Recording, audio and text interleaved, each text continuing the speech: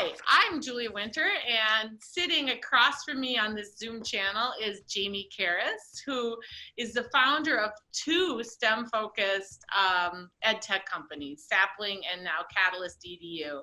And Jamie, you've been a great supporter of Alchemie for years, way back when.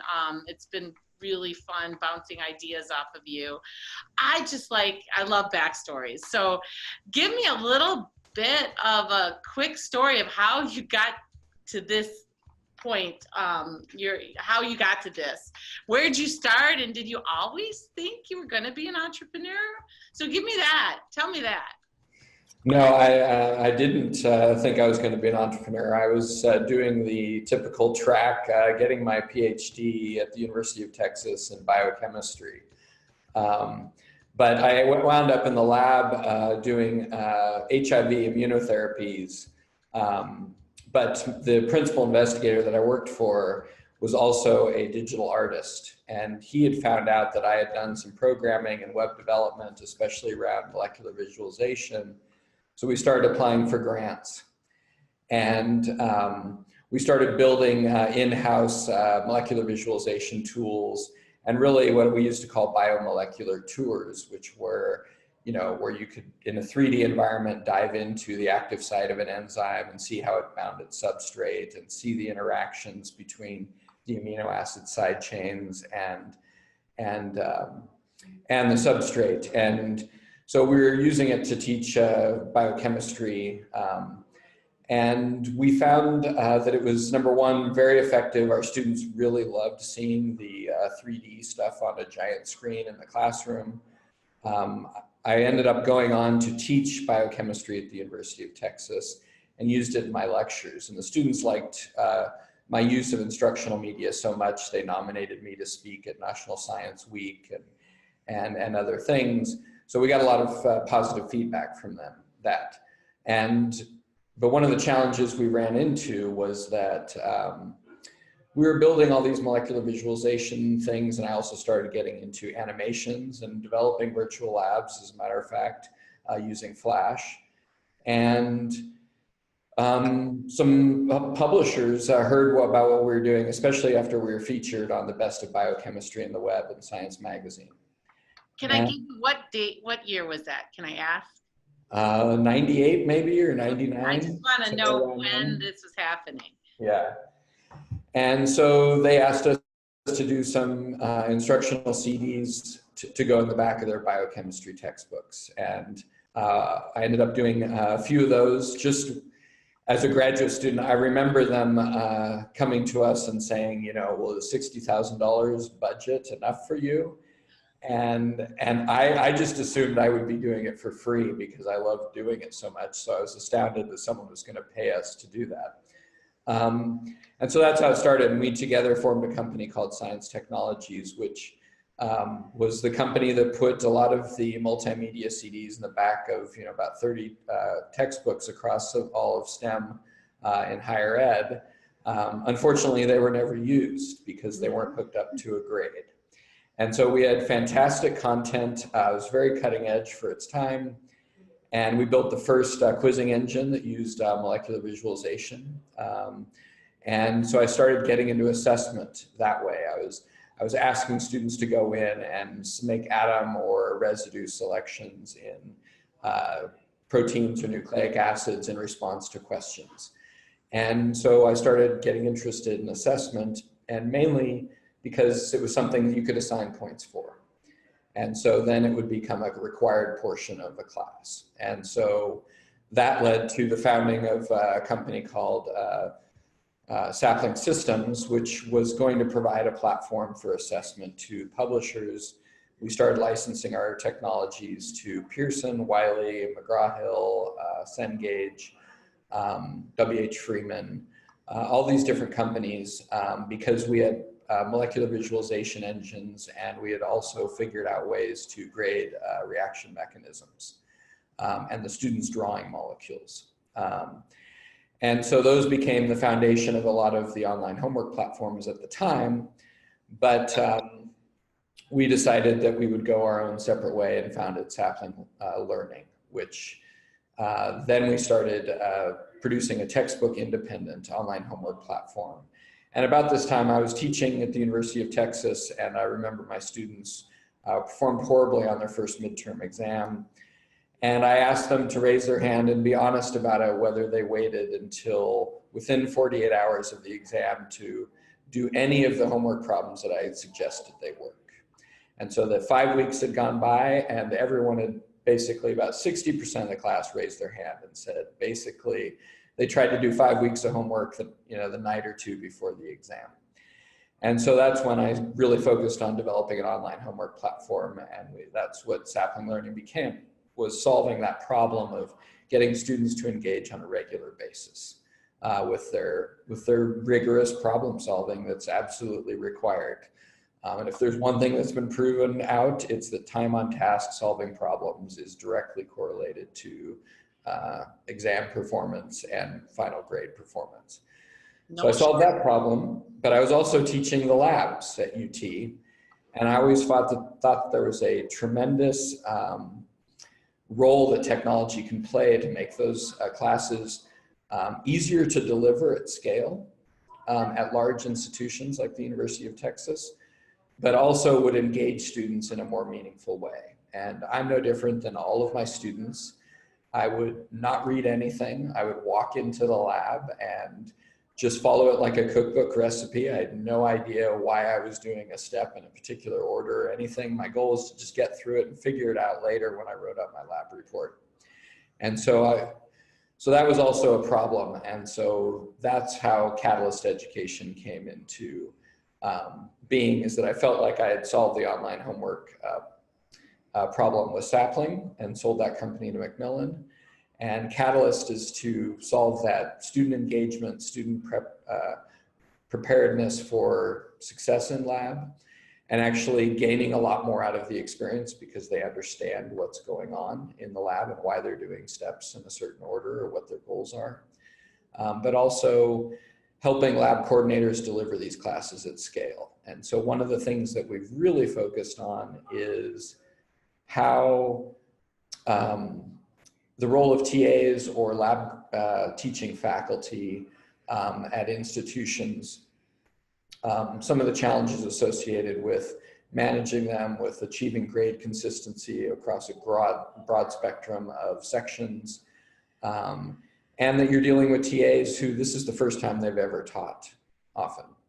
And so, how can you improve their performance and give yourself some learning analytics to know which ones you need to spend some time coaching. So it's not just... So that's kind of where we are today. Wow. So it's not just for, getting lab reports in and things like that. It's actually helping the TAs to administer the labs more effectively and better. Absolutely. So a lot of people will use our platform to train their TAs. One thing that people don't think about is that there's actually two students in a lab course. There's regular undergraduate students, and then there's graduate students. And graduate students, there's a tremendous opportunity for graduate students to learn to become good educators. And the only time typically that students will be given any kind of information on how to be an effective instructor is for if they take a TA position in the lab courses. And then they're forced to actually often give pre-lab lectures. They certainly have to, grade student work and engage with students as if they're the instructor of record. And so it's a tremendous training exercise for the people that are going to go on and actually be faculty, instructors, or associate professors, or running their own courses, whether it's lecture or lab. Well, science is a lot about, sorry to interrupt, but science is a lot about communication, and I think that's a huge lesson for TAs. Have you gotten feedback from some of those TAs that have used Catalyst in LabFlow?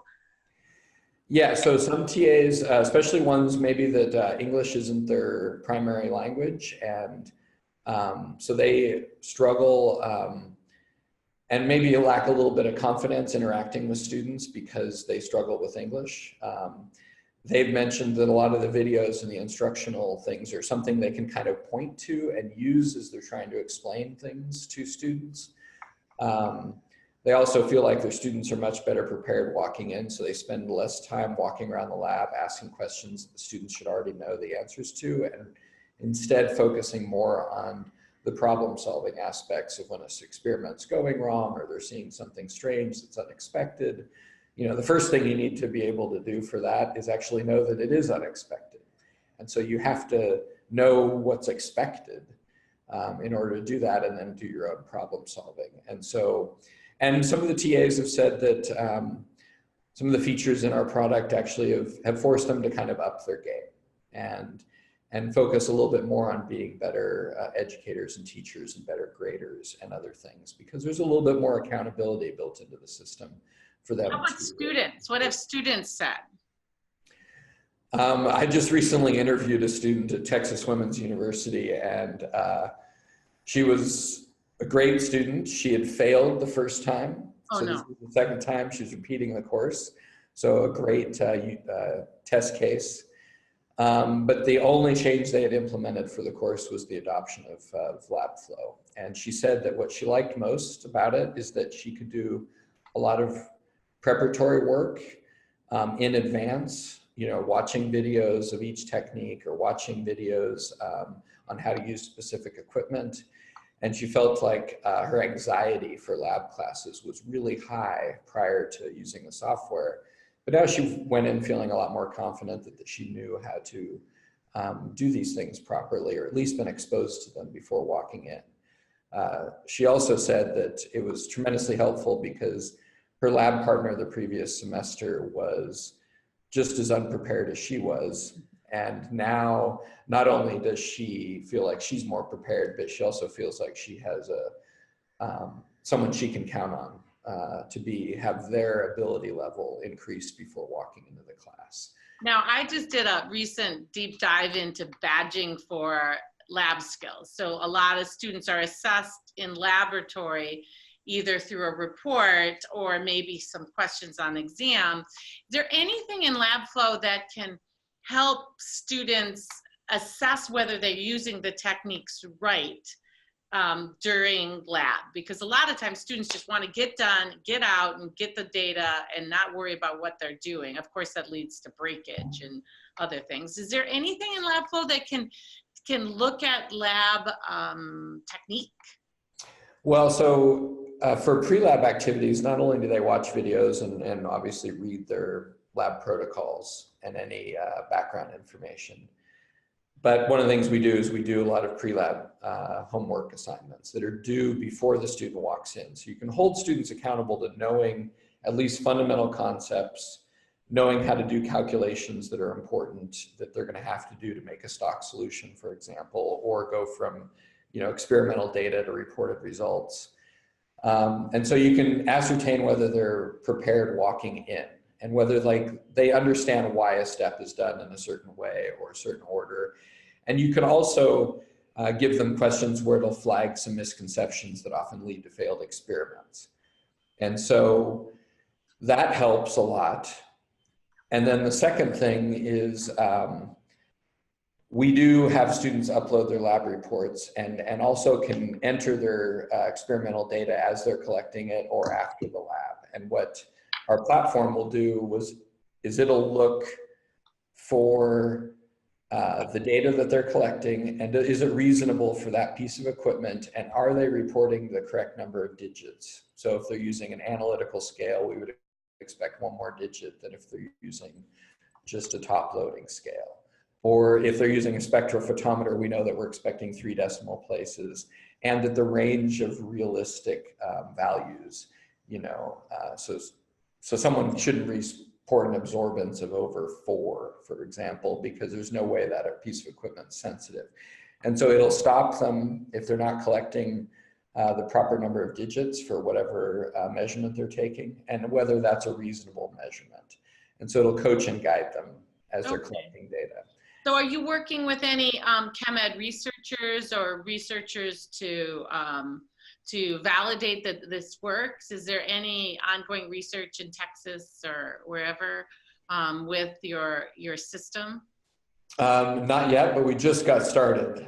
So I know, but I'm hoping somebody jumps on it, because you know me. Well, there's a lot of people that do look and do a lot of ed tech research, a lot of chem ed research in the area of labs. It's actually a favorite publication spot for a lot of people. I'm lucky that I work with, my coworker, the director of product, Brian Arneson, is a PhD chemical educator. So he's very experienced doing his own chem ed research. And so we will partner with universities as they're looking to roll this out. And we're doing a lot of trials right now where people are doing kind of more subjective, student attitude surveys. And those are valuable pieces of chem ed research because we want students to be engaged and have good attitudes about their learning experience so that they continue on to be STEM majors. I think it's about 40% of STEM majors drop their STEM major because it's rigorous and there's a lot of problem solving, and it's a hard major. The average letter grade of a STEM class is half a letter grade lower than your average college class, and so students get a GPA penalty for being a STEM major, and they have to do very rigorous problem solving. And so if you can make the lab experience super fun and engaging, then that will hold their attention through those long hours of rigorous problem solving work that's also necessary for their success. Well, I hope maybe through this podcast, this interview, maybe some of our chem ed researchers will say, hey, let me try this out, and because that's actually what's happened with Alchemie. We have a lot of people who like it and then find out ways to use the platform to actually further their research, which is partnering with those people who are working between the practice and the research of chemistry and science is really probably one of the thrilling pieces of our work in Alchemie. Now, yeah. I think that's a great thing about the industry that we're in, is you really don't even have to ask, because we are servicing people who do research for a living. And so of course they're going to want to do educational research. And whether it's a small research project they're just doing internally that they never publish, just to see whether you're effective and a valuable thing to have their students spend time on. But then you also have a lot of chem ed people out there who might not have started out as chem ed researchers, but are very interested in their classes, and so they can't help themselves. And so I remember at Sapling Learning, every ACS conference was amazing to me, because I would find at least one or two sessions that were being given on the efficacy of online homework platforms, and they were using Sapling, and I didn't even know they were doing the research or publishing the results. And so I would find out as a surprise. And it also maintains a lot of integrity when these things are surprises. Right. People are going to do the research in general anyway. I didn't have to sponsor them. I didn't have to do anything. They just organically came out of the customers that we served. And this is a big question, because there's just last week, Labster, which is a VR focused lab simulation company based in Denmark, just got $20 million from VCs. So the question is and remains, what's the future of lab work? Is what we do in lab going to stay valuable? You can't be a soothsayer, but what do you see in the potential with augmented reality and virtual reality and the problems associated with lab? So just give me 2 cents on what you think. Well, I think that there are a lot of tombstones in the ed tech space for people who have leaned a little bit far in front of their skis. But there also, there is, a shift in the education space, and a lot of it will be driven by research. And there has been research that has shown that virtual labs are as effective, if not maybe a little bit more effective than wet labs. Wow. But that's measuring only certain performance. And I think only time will tell as to whether that bears out. One of the challenges of virtual labs is that, the ACS want to credit your degree if you only provide your college students with a virtual lab experience and not wet lab experience. And so that is fundamentally going to hold back virtual reality as something that plays a large part in STEM degree seeking students as they go through general chemistry and organic chemistry and analytical or even biology or other things, is that accreditation is going to be something that we'll need to work out. And sometimes those accrediting agencies move very slowly and need a lot of evidence before they'll shift their position on something. I personally think, one of the reasons I got into science was seeing, the magic of something happen or change in front of me. And whether or not the virtual reality experience is as awe-inspiring as seeing it happen in front of you and having to collect it on a piece of filter paper or whatever, and seeing a pile of product that you actually made, that you can touch and everything, there is something to be said for that. And I think that,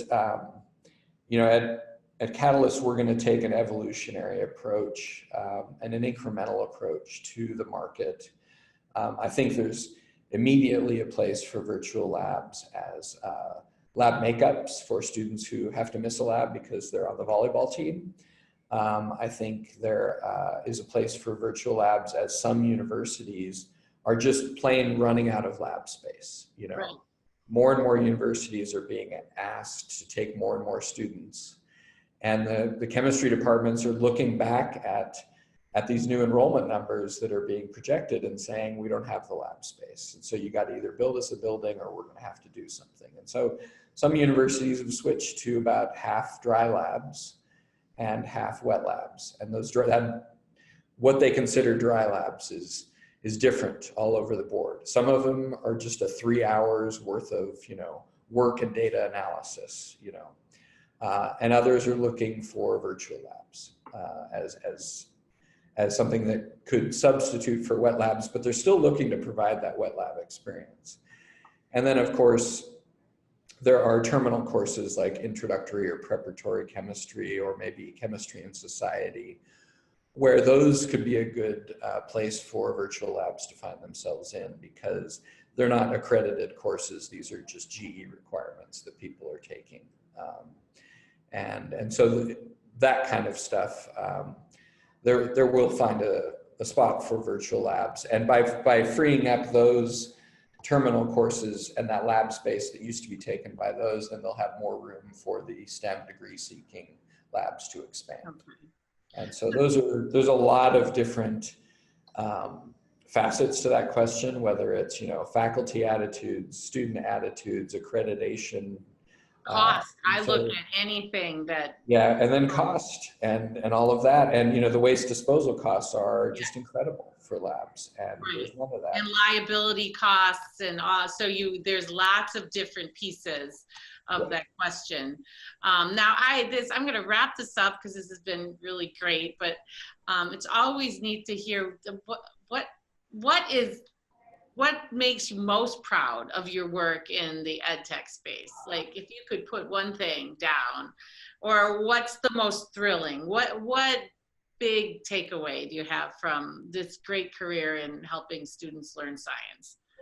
Well, when I started in college in my scientific career, I started as an environmental studies major at UCSB. And environmental studies was a very broad major where you had to take a lot of environmental science classes and science classes that you would take as a chemist or a biologist, but we also had to take environmental policy and environmental law and other types of courses. And I sat down with my guidance counselor, who's actually a pretty famous textbook author, Paula Bruce, and she said, you can get any job in science with a chemistry degree that's an environmental job, right? But you can't necessarily get, a lot of other jobs with an environmental studies degree. And she said, why are you in environmental studies? And I said, well, I think, climate change and many other environmental factors are great challenges for our society, and I want to be there to solve them. And she said, well, how do you think those problems are going to get solved? Do you think it's going to be solved through policy or anything else? And I told her no. I said the rate of technological change and innovation and consumption of resources and population growth and all that was just too much and would overwhelm any human system like societal change or policy change over time. And so I thought that all our answers would be solved through science. And so that's what kind of got me thinking about, helping at a scale, because I felt that the problems that are facing our society are going to be solved by scientists. And so we need as many of them as possible and as many good ones as possible. And with diverse backgrounds too. So right. Open doors to people who wouldn't normally get there. That's one of my big pitches, because behind those right. doors might be the answers to some of our problems. That's right. And you can get far more scientists if you're inclusive, especially with women, where that's over half the population. If you can entice them to do those degrees, that helps with your numbers problem, right? So I became focused on trying to lower student frustration so that people would persist in a STEM degree. And a lot of the courses that we serve at the introductory levels, like general chemistry, the keynote speaker at the BCCE, the first year I went, called general chemistry the year-long death march to a liberal arts degree. Oh no. And so I think it's important that as students are doing this rigorous problem-solving work, that they have all the help that they can get. And as students are in labs, that they get to experience the wonder of science without a lot of the frustration, and trying to lower that frustration and inspire them to move forward in their STEM degrees is something that is very important to me. And so sapling, there was about 4 university studies that were done. And no matter what study you looked at, it was from 0.8 to 1.3 letter grade improvement in general chemistry courses. And so I feel like that was a significant contribution, especially given that we were serving, about 500,000 students. And so at that scale, if you're taking, on average, improving 500,000 students a year, a whole letter grade, that's definitely has an impact. And so I feel that, that's where I get a lot of my juice to keep going. Yeah, that sounds great. That's a great way to end it. It's just great to talk to you. As I said, we've worked together. You've supported our young company and with your wise feedback as we grow. So thanks so much for your time, and we look forward to crossing paths as we bring new products to market for science and especially chemistry education. Thanks a lot, Jamie. All right, thanks, Julia.